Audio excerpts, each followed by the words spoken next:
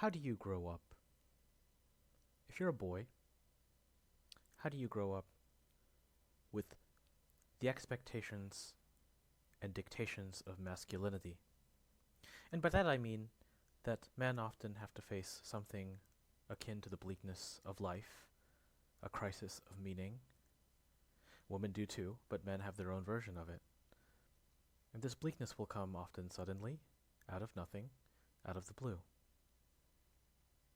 Welcome to Masculiterature, the series examining and expanding our definitions of masculinity by reading works of literature. This is episode 1 of the series, which focuses on Ernest Hemingway's short story Indian Camp.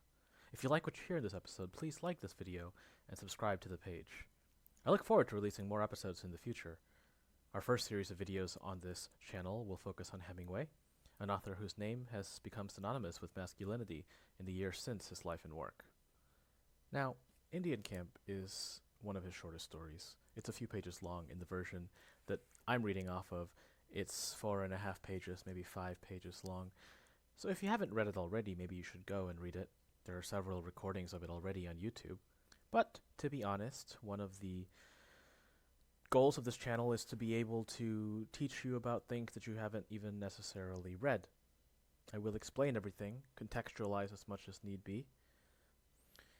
But at the same time, I want us to remember that even a story of this length, of this brevity, is impossible to cover in complete depth. Literature is complicated, and the authors that we look at use every single word that they have. So we will not arrive at anything close to an exhaustive coverage of Indian Camp. We're going to explore some key themes. Masculinity will be at the center of them. But we will never be able to get every single thing that we want out of a story. That's just the nature of literature. This is an incredibly short story, and its summary can be encapsulated in one sentence. There's a boy named Nick, and he goes with his father to an Indian camp, where his father helps a woman give birth. In the process, we learn a lot about fear. We learn a lot about what it means to grow up. And I think we get something much like the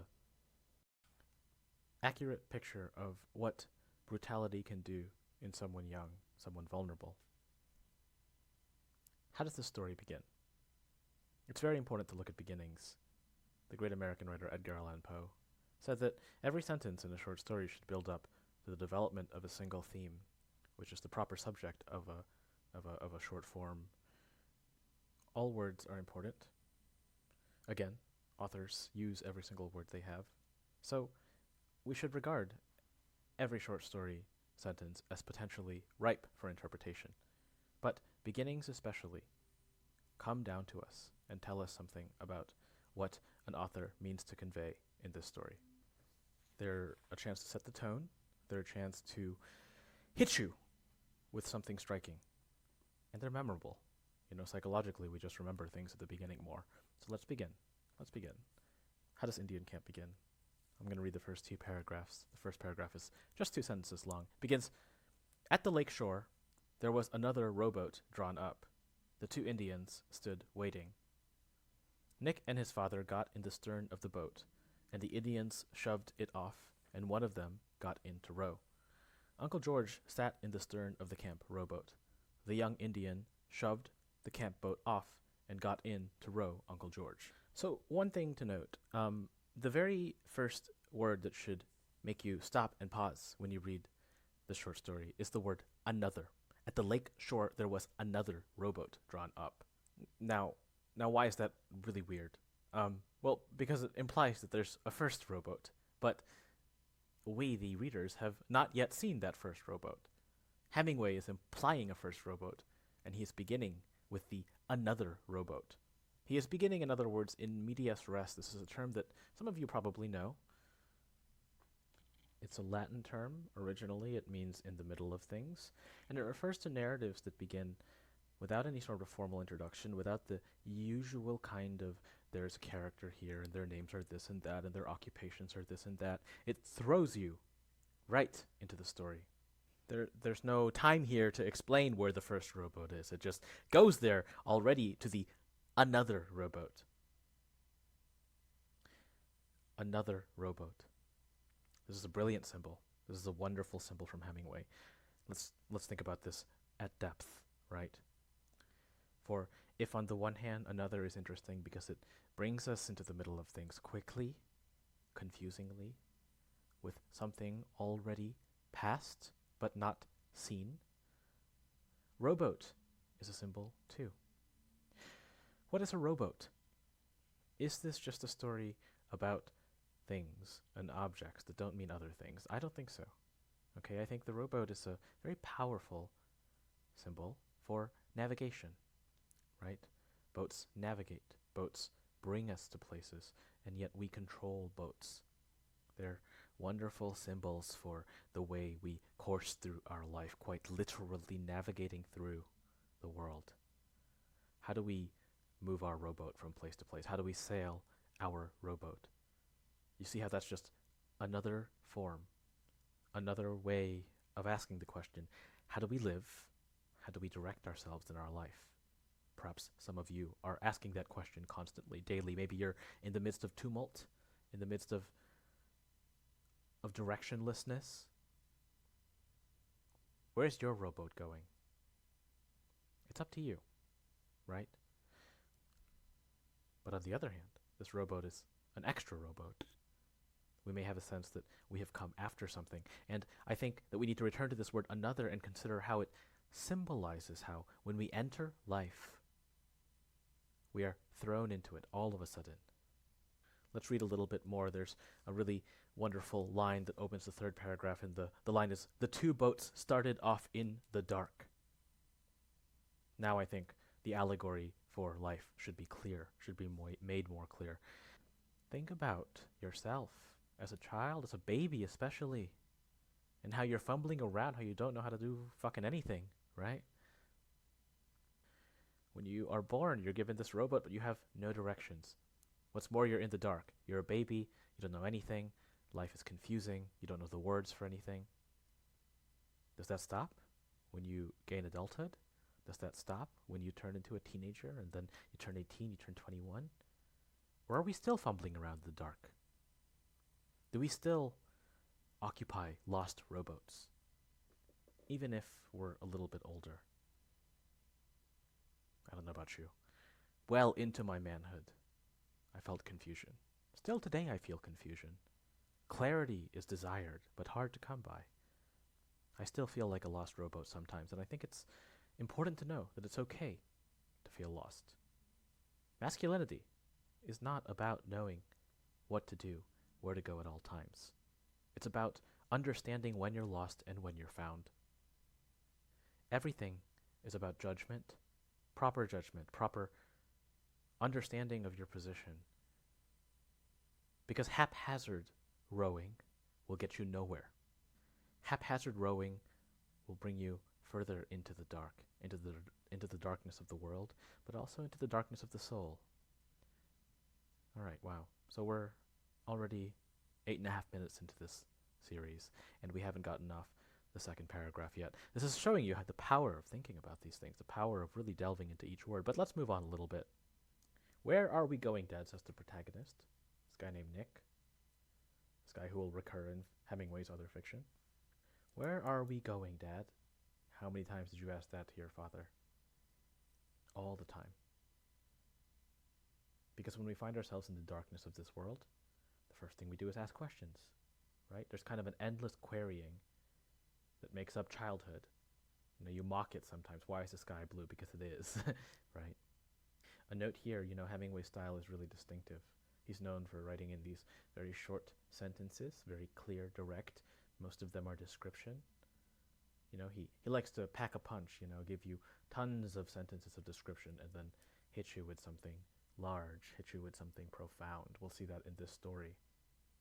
But I think one really powerful aspect of Hemingway's prose, his prosodic style, is the fact that he can imitate a child very easily, right? Children see the world in descriptions, in kind of simple sensory observations. right? Let's look at those opening sentences again, right? Nick and his father got in the stern of the boat, and the Indians shoved it off, and one of them got in to row. That is a banal sentence by any measure. But think about it as something a little bit more interesting, as an example of the mentality, the thought process of children. And it becomes a lot more evocative. So I want us to think about that sentence. Where are we going, Dad? Nick asked. This is a sentence that stands in for the entire learning process as a child. I mean, how else are you supposed to figure things out? You know, life is like this, right? You ask lots and lots of questions, and you build things slowly. Sometimes they're out of order. The same lack of order that's characterized the very beginning of this story. Another rowboat coming before the first rowboat. Sometimes life comes at you confusingly, and you get part B before you get part A. And only afterwards can you form a narrative. Only afterwards can you get any sort of futile recognition of what exactly is happening. So if this story is confusing to begin with, I think it's meant to be that way, because life is confusing to begin with. We enter the rowboat not knowing where to go, and we have to ask those who came before us. We have to ask those who have knowledge. But this doesn't mean that we have to trust everything they say, and we'll see. We'll see how this story progresses. Because I think one of the themes of the story is that you do have to ask people for advice and help, but you also have to be careful how much credence you give what they say. It's kind of a classic problem of adolescence, right? How much do you take from tradition? Do you buy in completely? That's probably foolhardy. But do you ignore it completely? That's equally foolish, I think. Let's move on. I'm going to read a little bit more of this story. I'm going to read the part when Nick and the father are approaching the eponymous Indian camp. Here's what Hemingway writes. They walked up from the beach, through a meadow that was soaking wet with dew, following the young Indian who carried a lantern. And then they went into the woods and followed a trail that led to the logging road that ran back into the hills. It was much lighter on the logging road, as the timber was cut away on both sides. The young Indian stopped and blew out his lantern, and they all walked on along the road. Okay, so what do we have here? We have a vista. We have a landscape presented to us. It's a landscape that has been destroyed environmentally for the purpose of capital. Logging, that's the symbol. What does it mean to have timber cut away on both sides? What are you supposed to think? What is that supposed to evoke in you?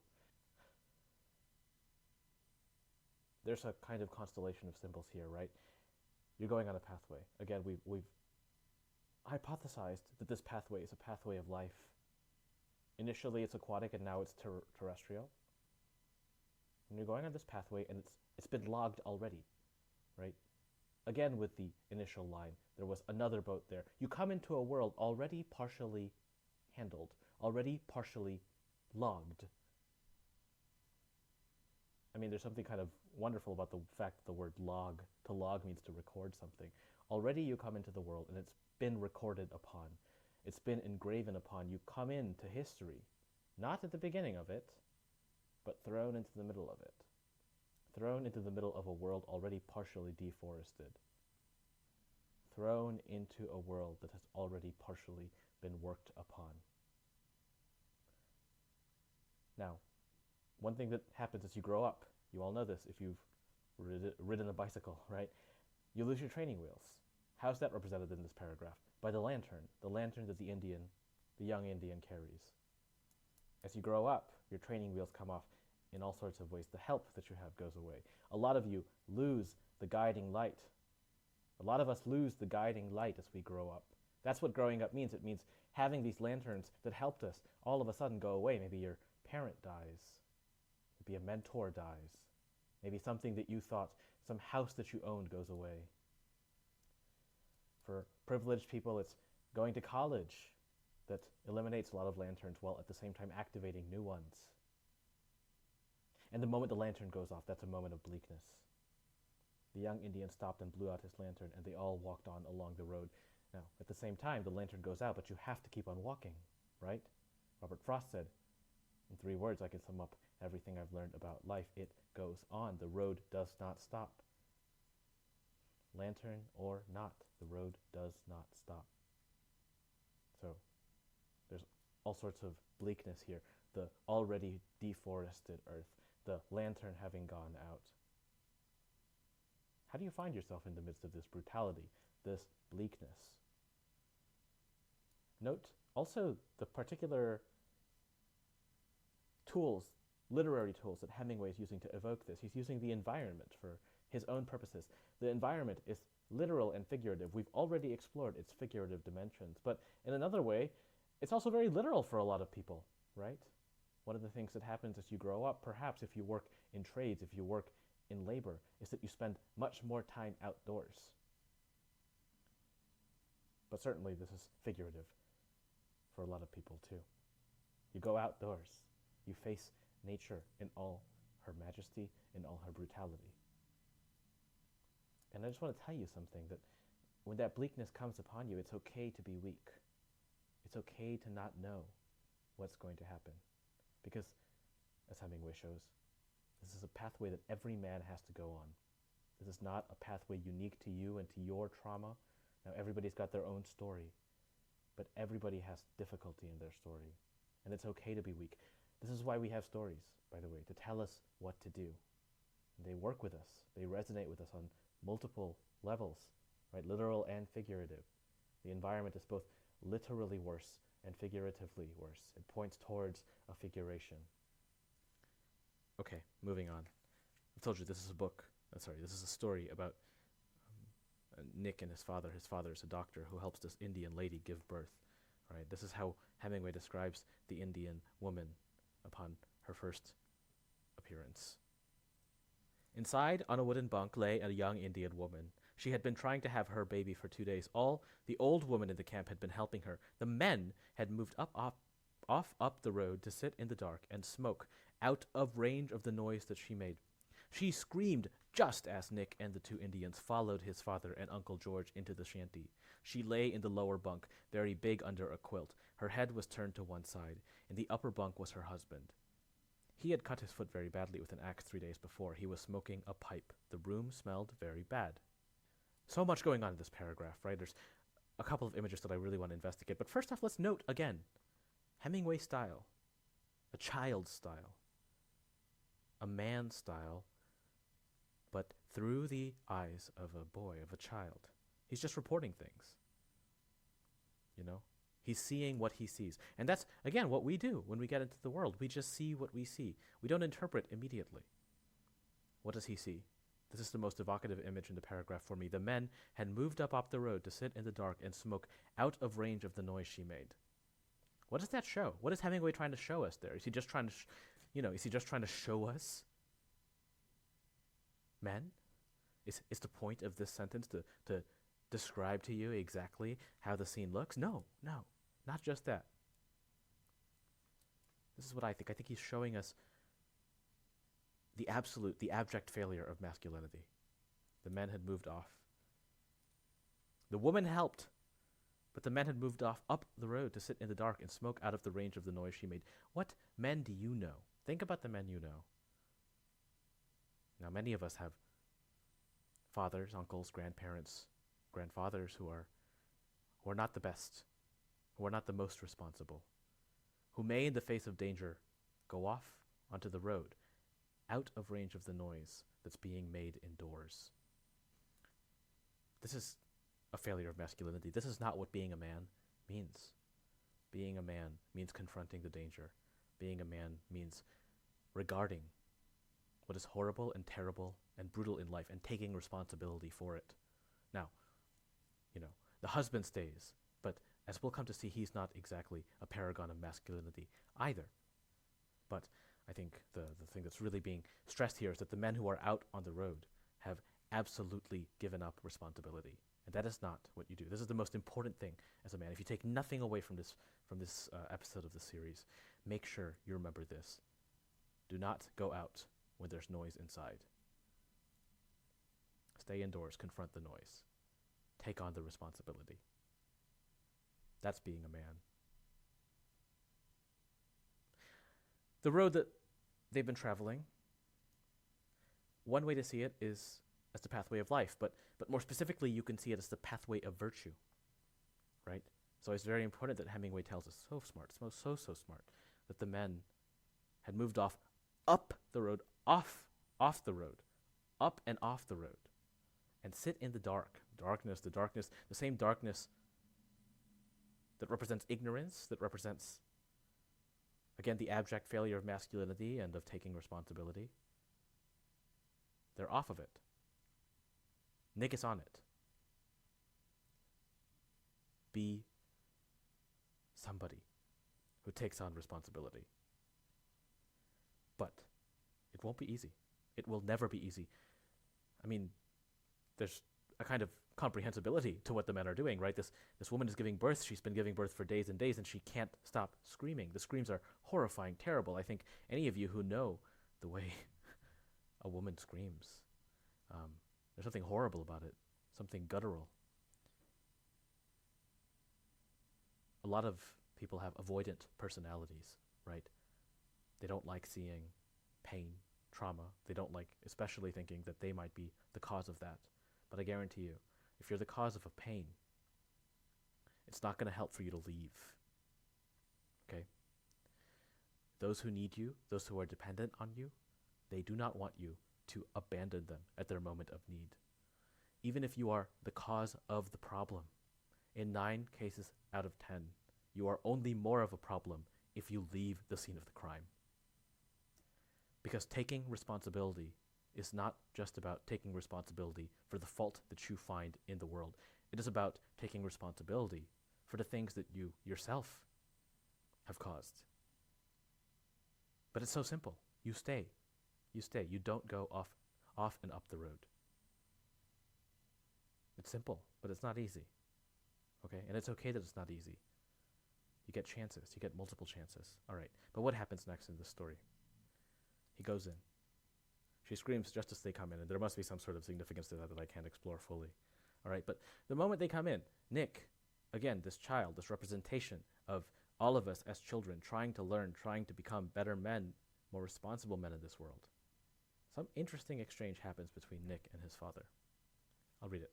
Nick's father ordered some water to be put on the stove, and while it was heating, he spoke to Nick. Father says, "This lady is going to have a baby, Nick." "I know," said Nick. "You don't know," said his father. "Listen to me. What she is going through is called being in labor. The baby wants to be born, and she wants it to be born. All her muscles are trying to get the baby born. That is what is happening when she screams." "I see," Nick said. Okay, did you see what happened here? This is utterly fascinating, right? "I know," said Nick. "You don't know," said the father. This is the point of fathers, right? They know more than you, but, well, okay, I mean, good fathers know more than you, but most importantly, good fathers know when you know something and when you don't know something. They know when you're bullshitting and when you're not bullshitting, right? Confucius says something like, "To know what I know and to know what I do not know, this is wisdom." So Nick's childishness is revealed not so much in the fact that he does not know what's happening, and more in the fact that he doesn't know what is happening. You see? Did you catch that? Discerning, judging, those are things that make a man. Judging, especially, the proper bounds of our knowledge. Judging, especially, when we don't know something and when we should let somebody else instruct us. Admittedly, this is hard. I mean, if there's any constant expectation on men, I think it's that you're supposed to know things. You're supposed to be able to command out of the bag. I mean, I don't know about you, though. I'm hardly ever in a case where I feel competent enough to command. And you don't want to take on responsibility unless you're equipped to take it, right? Again, masculinity, it's not about brute strength, it's about responsibility. And responsibility sits in judgment. It sits in proper evaluation and proper discernment about what you should do and when you should do it and when you should let somebody else do it, right? The father here, I think, exhibits the proper masculinity, the good masculinity of quashing wanton confidence. Do not take responsibility before you know what it entails. But more importantly, do not run away, right? Do not run away. Confront. Okay, and this is where I think the change in verb of what Nick says is vital. I know, said Nick. You don't know, said his father. His father explains what labor is. And what does Nick say? I see, Nick said. I see. That's your duty. To see. I see. Instead of saying I know, say I see. Because if you think about it, there's a world of difference between knowing and seeing. Claiming knowledge, that's often a recipe for disaster. That's often a recipe for taking on responsibility before you're ready to, right? To say I know way too soon. I mean, get into an argument with your romantic partner and say I know too soon, and they'll retort to you, right? Oh, really? Do you know? Don't say I know. Observe first. Listen first. Use the senses that you have. They're there to give you information. So before you know, before you coalesce into a conclusion, first see. Right? You might see I know, what Nick says, I know, going to I see, as a decrease in wisdom, right? Because he goes from knowing to seeing something. But in fact, we see that his father's information has given him this extra wisdom. Actually, going from knowing to seeing is not a decrease in wisdom, but perhaps an increase in wisdom, an increase in understanding that before knowledge should come sight. So this is a really important lesson, right? Instead of presuming knowledge, be willing to learn. This is true always, always, always in your life. Assume that every person that you run into can teach you things. Allow your mind to change. Don't just know. Don't just be set in your ways. Especially not when you're still learning. Especially not when you're a child, when you're in your 20s and you're still learning things. All right? Because other people become so much richer to us when we assume that they can help us see things, and not just that they can be these people for whom we exhibit knowledge. Immediately after this exchange, there's something kind of interesting. Just then the woman cried out, Hemingway writes. Just then the woman cried out. And Nick says, "Oh, Daddy, can't you give her something to make her stop screaming?" And his father says, "No, I haven't any anesthetic, but her screams are not important. I don't hear them because they are not important." I think for many readers of this story for the first time, that's one of the most shocking and brutal moments. Is this heartless? Is this the excess of masculine stoicism? Partly. I think you could read it that way. But let's read this another way, right? Let's read those screams metaphorically. What is the dad saying then? The screams are not important. What do the screams represent? I think the screams represent the necessary accompaniments of the path of virtue. The necessarily painful accompaniments of the path of virtue. When you go into life and truly confront it, you're going to encounter so much trouble. So much trouble and so much danger and so many screams. Again, literal and figurative. People will scream at you. But more than that, you will hear these screams alerting you to danger, alerting you to the problems with what you're doing when you're trying to change yourself and change the world. So in that light, what does the father's statement that they are not important mean? I think he means don't let yourself stray from the path of virtue. That word important is so vital. That word important is etymologically interesting. It comes from this Latin word, importans, which I guess means important, but slightly differently it means to, something that causes something, causing. Important sort of retains this meaning, but originally it means just the holding onto of cause, the ability to cause things. So the father, what he's saying, that's not important. He's saying that those screams, they are not causing anything. Those screams have no effect. They have no effect on the pathway that you're on.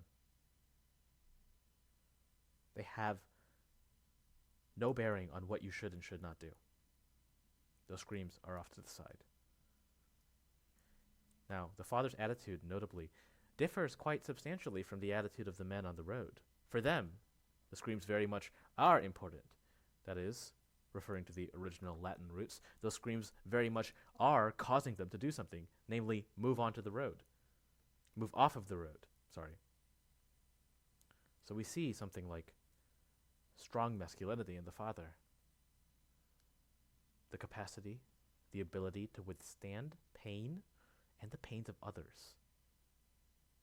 Because they don't tell you this when you're growing up, but it's so much easier to stomach our own pain than it is to stomach the pain of other people, at least so long as we're not grossly, toxically selfish. I'm not advocating for you to ignore people screaming.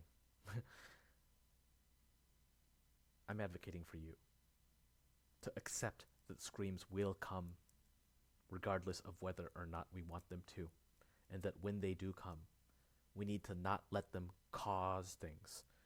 Specifically, we need to not let them cause us to move off the path of virtue, the way of virtue, around which this story and around which all of our personal journeys are percolating. Okay, let's move up ahead here. There's so much. Even in this 4-page story, there's so much. So we're going to move ahead to, the baby gets born. And then what? Right after the birth, Nick's father says, now, there's some stitches to put in. You can watch this or not, Nick, just as you like. I'm going to sew up the incision I made. And Hemingway says, Nick did not watch. His curiosity had been gone for a long time. One thing to note, kind of off to the side here, is that one thing that happens when the baby gets born is that Nick is no longer the youngest person in the story, right? There is now, figuratively, a little brother for him within the confines of this Hemingway story. This is a pretty adequate depiction of life because, it's not too long until you're older than somebody. Now, that might be kind of satisfying to those of you who've never had any power, but another thing that happens is that you recognize that you now have more responsibility, that you are now more culpable to claims of irresponsibility than somebody else in the world, right? In other words, Nick is now kind of a middle child in the story, if before he had been completely innocent. And the reaction that he suffers is kind of indicative. It's kind of telling. Right? We're told his curiosity is gone and actually has been gone for a while. Nick did not look. Nick does not look. Nick did not watch. Okay, now earlier in the story we saw the important transition between knowing and seeing.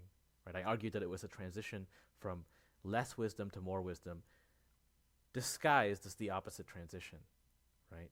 Moving from knowledge to sight is actually quite wise. So what is this reversal here? A move back towards not looking. I don't think this is virtuous. I think it's realistic. Sometimes we have a breakthrough in life, and it doesn't stick, or we go back. It takes us back a step. And first off, I want to say that that's okay, right? The fact that Nick looked at some of it is admirable. The fact that he could not stomach to look at all of it is natural. On the pathway of virtue, failure is absolutely imminent. We are going to fail in life. And when we do fail, it's important that we try to learn. What's important not to lose is our curiosity. So it's perhaps more damaging that Nick does lose his curiosity. Let's think about that word curiosity. Of course, it means that you're interested in things, that you want to learn things. Some of you may know another signification of curiosity. It refers to a strange object, an object of fascination. An even older, now obsolete meaning of curiosity is, quote-unquote, careful, delicate construction, fine workmanship, something really well made. I do this a lot, but words carry a lot of meaning. They hold on to an inheritance from the English spoken before them. Obviously not just English, any language. But they continue their connotations. They carry them like echoes, like clothes. They're super cool. Okay, so anyway, curiosity. It refers to a careful, delicate construction. It's something very fragile. And so sometimes we lose our curiosity. Haven't you ever gotten to the end of a school day or a work day and you just don't care about anything anymore other than the football game on TV tonight? That's curiosity going away. And it's fragile. And I think it's important to acknowledge that curiosity is fragile. I think it's important to acknowledge that those things can easily go away from us. Okay. So, the moving away from sight, earlier a triumph, is a failure. The story has both success and failure. And life is always going to hit you with that. Ups and downs and ups and downs, success and failure, win, loss, win, loss, win, loss. Almost every sports team in the world, over the course of their franchise history, has a winning percentage approximating 0.5. I mean, obviously you have various teams like the Yankees, perhaps the Pittsburgh Steelers, who are probably well over 500. But by and large, life is about half win, half loss. Don't let the failures hit you. And importantly, the story does not end here. Let's keep on going, right? After that last passage, we get this very interesting passage. The father of Nick, who up until this point in the story has been the model for a kind of cool and collected wisdom, says, "That's one for the medical journal, George." George is his brother. "Doing a cesarean with a jackknife and sewing it up with 9-foot tapered gut leaders." Uncle George was standing against the wall, looking at his arm. "Oh, you're a great man, all right," he said. Okay, so, and here's another important description. I didn't read it. "He was feeling exalted and talkative, as football players are in the dressing room after a game." All right, I'm sure there are a lot of football players amongst you. What do football players stand for? I mean, then and now, they stand for a kind of ideal masculinity, but also an exuberance, right, that you need to be careful about. You know, masculinity is about controlling things. It's about not allowing excess to rule your heart, right? You don't want to have too much focus, too much exuberance. And we see here excess in a variety of ways in the dad, right? An excess of exuberance, like a football player, but also an excess of focus on his reputation, on his career. He's too focused on the career implications of this, right? He has helped give birth. Maintain an interest in humanity. Maintain an interest in humanity over and above your career. And we'll see why, right? We're doing good work, but we're not trying to just get accolades, all right? That's not virtuous. That's egotistical. "Oh, you're a great man," says Uncle George. And that's a nice check, right? That's the natural check we have. Because we know that when men are way too focused on their careers, there's something kind of wicked about that, something kind of wretched about that. It's an overflowing of egoism. He gets blind to something. You're blind to something when you focus too much on your work. And again, sight is the guiding motif of this story. So what's the revenge? What happens next? This is one of the most stunning conclusions in an American short story. The doctor, Nick's father, wants to take a look at the proud father, the man who, we've been told, had injured his foot before, was staying in the room, nervous, right? The father says, "Ought to have a look at the proud father. They're usually the worst sufferers in these little affairs." That's a stupid remark. I must say, he took it all pretty quietly. Then what happens? He pulled back the blanket from the Indian's head. His hand came away wet. He mounted on the edge of the lower bunk with the lamp in one hand and looked in. The Indian lay with his face toward the wall. His throat had been cut from ear to ear. The blood had flowed down into a pool, where his body sagged the bunk. His head rested on his left arm. The open razor lay edge up in the blankets. "Take Nick out of the shanty, George," the doctor said. There was no need of that. Nick, standing in the door of the kitchen, had a good view of the upper bunk when his father, the lamp in one hand, tipped the Indian's head back. So the Indian has killed himself here. And Nick sees, right? Again, seeing, the guiding motif of this story, comes to its fruition in this moment. This description is brutal. And the father has regained his proper judgment here by asking that Nick not see it yet. There are certain things that children should not yet see. I mean, we think it's directly evil when children are forced to look at war when they're young. seeing the kind of sensory overload of something as brutal as a decapitated man. Now, the father is trying to shield Nick from this, but at the same time, Hemingway is pretending as though we need to be shielded from this, right? He does not immediately tell us that the decapitation has happened.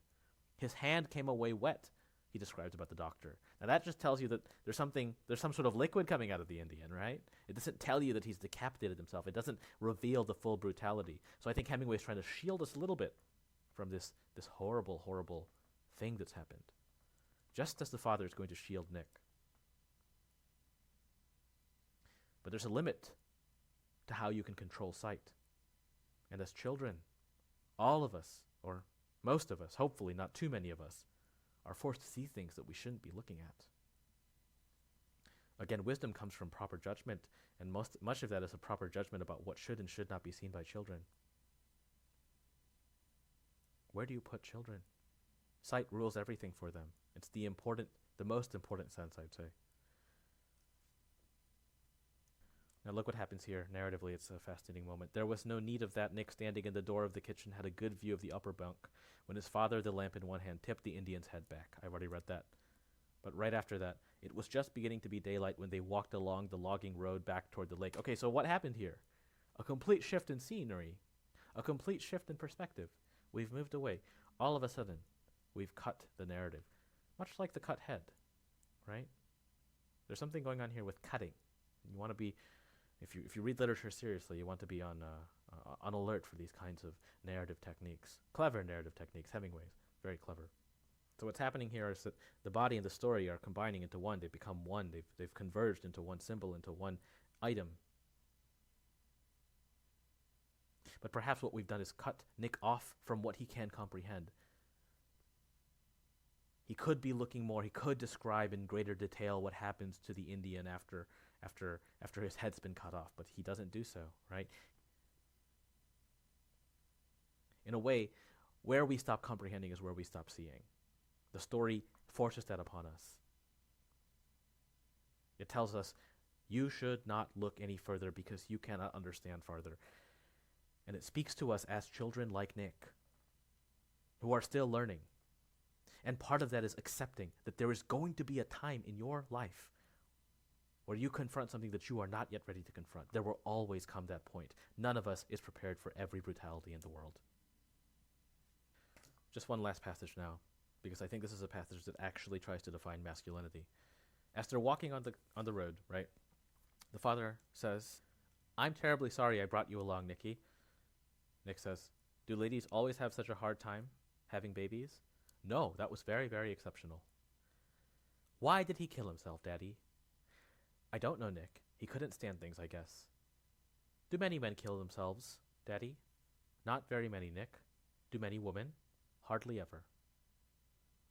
"They do sometimes." "Daddy?" "Yes." "Where did Uncle George go?" "He'll turn up all right." "Is dying hard, Daddy?" "No, I think it's pretty easy, Nick. It all depends."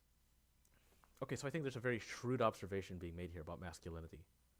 Right, because males are defined as the people who kill themselves more often than women, right? So why might they do that? I mean, there's sociological reasons, but I think one of the answers that the story offers us is that men tend to abdicate responsibility, perhaps because it's put on them more often. Okay, so be conscious of that. Masculinity is about accepting responsibility. I've said that over and over again, and I really believe it. Then that stunning line. "Is dying hard, Daddy?" "I think it's pretty easy, Nick. It all depends." What does it depend on? What does it depend on? What does an easy death look like? What does a hard death look like? That's the question that Hemingway leaves us with, and I think it's a question that we have to grapple with constantly. Because an easy death is not a desirable death. What kind of death will you have? Will it be an easy death or a hard death? Now, I don't think we're talking about things like whether or not death is arduous, whether or not death is painful. I think what Nick Adams and what the father and what Hemingway are asking us here is, what kind of life will you have lived when you arrive at death?